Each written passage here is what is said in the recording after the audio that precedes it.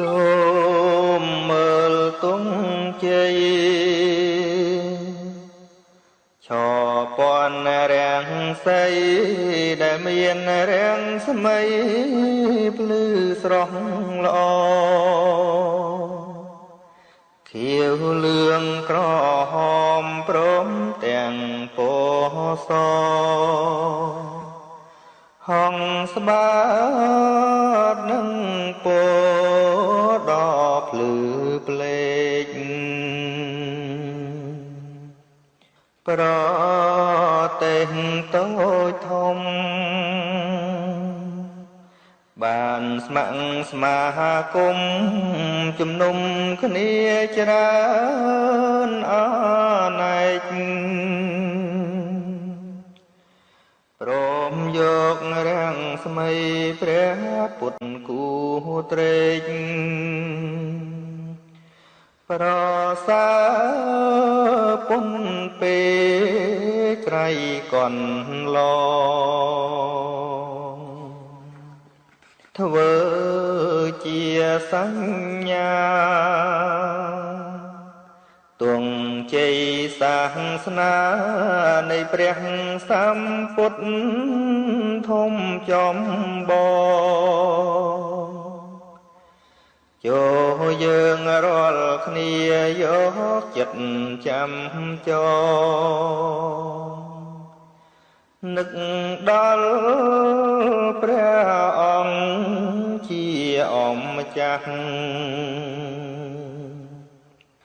ទោះជាតិផ្សេងគ្នា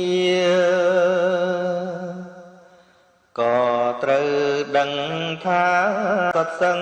តែជាពុទ្ធសាសន៍ត្រូវមានសាមគ្គីទាំងក្មេងទាំងចាស់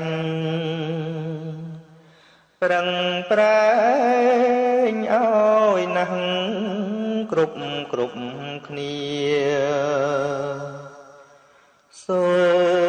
មសាសនាពុទ្ធ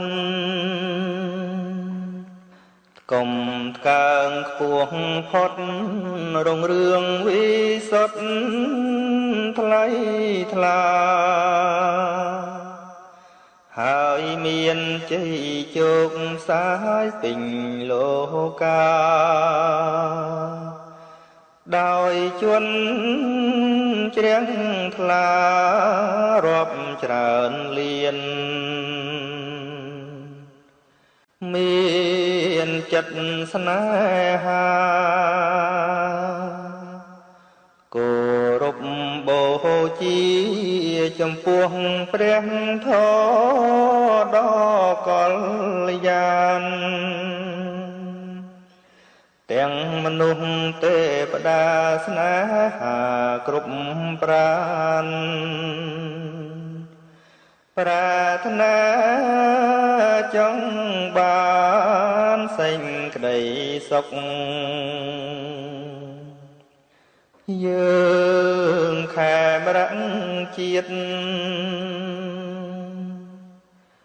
នាំគ្នាក្មៃគ្មៀតកាន់ធัวនឹងបានផុតទុក្ខរួមសាមគ្គីពីនេះទៅមុខទៅនឹងបានសុខសេមសានត្រានព្រមព្រៀងប្រព្រឹត្តតាមធម៌សុចរិតឆ្ពោះទៅកាន់ឋា